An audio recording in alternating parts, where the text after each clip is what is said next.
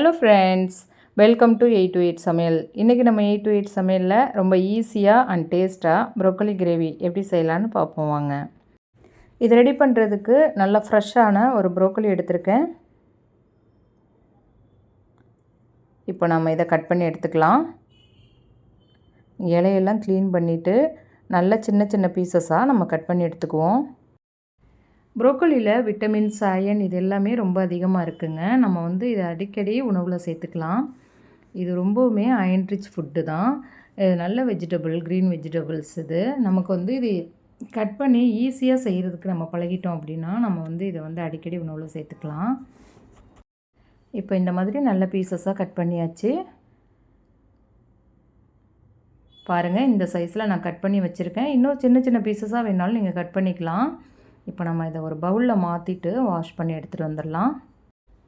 நல்லா கொஞ்சமாக உப்பு போட்டு நல்லா வாஷ் பண்ணி எடுத்துக்கோங்க. பாருங்கள், நல்லா சூப்பராக வாஷ் பண்ணிவிட்டு வந்தாச்சு. இது இருக்கட்டும். இப்போ நான் ஒரு பேனில் 2 ஸ்பூன் எண்ணெய் சேர்த்துக்கிறேன்.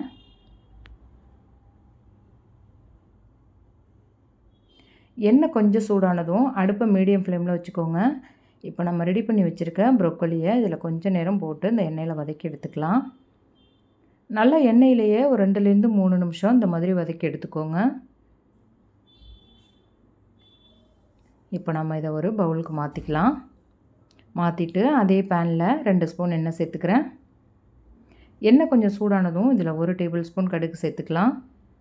கடுகு கொஞ்சம் வெடிக்கட்டும். இதில் 1 ஸ்பூன் ஜீரகம் சேர்த்துக்கிறேன்.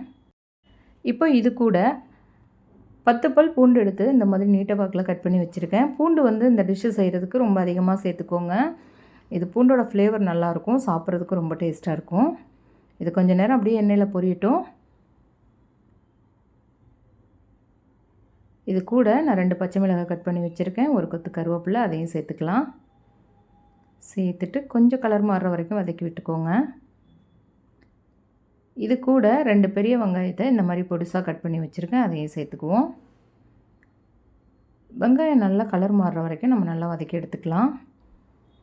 கூடவே 2 தக்காளியை இந்த மாதிரி பொடிசாக கட் பண்ணி வச்சுருக்கேன், அதையும் சேர்த்துக்குவோம்.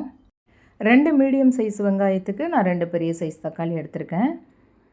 கூடவே கொஞ்சமாக உப்பு சேர்த்துக்கோங்க. 1 ஸ்பூன் இஞ்சி பூண்டு பேஸ்ட்டும் சேர்த்துக்கோங்க.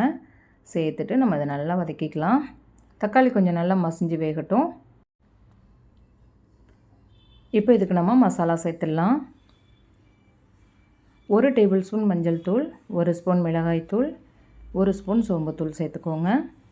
சேர்த்துட்டு மசாலாவோட பச்சை வாசம் போகிற வரைக்கும் நம்ம ஒரு 2 நிமிஷம் இதை நல்லா வதக்கி எடுத்துக்கலாம். இப்போது நம்ம ரெடி பண்ணி வச்சுருக்க ப்ரோக்கோலி அதில் சேர்த்துக்குவோம். சேர்த்துட்டு நல்லா கலந்து விட்டுக்கலாம். இப்போ இது கூட 1 கிளாஸ் அளவு நான் தண்ணி சேர்த்துக்கிறேன். இது 200 ml இருக்கும். தண்ணி அதிகமாக சேர்த்துட்டிங்க அப்படின்னா ப்ரோக்கோலி ரொம்ப குலைவாக வெந்துடும். இப்போ நம்ம இதுக்கு மூடி போட்டு ஒரு 5 நிமிஷம் வேக வச்சுக்கலாம். அப்பப்போ இந்த மாதிரி மூடியை எடுத்துகிட்டு கிளறி விட்டுக்கோங்க. ப்ரோக்கோலி ரொம்ப சாஃப்டாக வெந்துடக்கூடாது. அடுப்பை மீடியம் ஃப்ளேமில் வச்சுக்கோங்க. இப்போ ஓரளவுக்கு நல்லா வெந்துருச்சு. நான் 1 ஸ்பூன் மிளகுத்தூள் சேர்த்துக்கிறேன். சேர்த்துட்டு ஒரு தடவை நல்லா கலந்து விட்டுக்கலாம். அவ்வளோதாங்க, ப்ரோக்கோலி ரொம்ப சூப்பராக ரெடி ஆகிடுச்சு. வாசமும் ரொம்ப நல்லாயிருக்கு. கடைசியாக அதில் கொஞ்சமாக மல்லித்தலை தூவிட்டு இது கூட பாதி பெரிய வெங்காயத்தை இந்த மாதிரி பொடிசாக கட் பண்ணி வச்சுருக்கேன், அதையும் சேர்த்துக்குவோம். ப்ரோக்கோலி நல்லா சாஃப்டாக வெந்திருக்கிறதுனால நீங்கள் இந்த வெங்காயத்தை பச்சையாக சேர்த்திங்க அப்படின்னா அது கூட சேர்த்து சாப்பிட்றதுக்கு ரொம்ப டேஸ்ட்டாக இருக்கும். இது சப்பாத்திக்கு சைடிஷாக ரொம்ப சூப்பர் டேஸ்ட்டாக இருக்கும் சாப்பிட்றதுக்கு. சாதத்து கூடவும் நீங்கள் பிசைஞ்சு சாப்பிட்டுக்கலாம். நம்ம கடைசியாக பெப்பர் சேர்த்துருக்கிறதுனால அதோடய ஃப்ளேவர் ரொம்ப நல்லாயிருக்கு. நீங்களும் ட்ரை பண்ணி பாருங்கள். உங்களோட அனுபவத்தை எங்களோட கமெண்ட்டில் ஷேர் பண்ணுங்கள். இந்த வீடியோ உங்களுக்கு பிடிச்சிருந்தா 8 to 8 சமையலுக்கு லைக் பண்ணுங்கள். உறவுகளுக்கும் நண்பர்களுக்கும் ஷேர் பண்ணுங்கள். மறக்காமல் நம்ம சேனலுக்கு சப்ஸ்கிரைப் பண்ணுங்கள். தேங்க்ஸ் ஃபார் வாட்சிங்.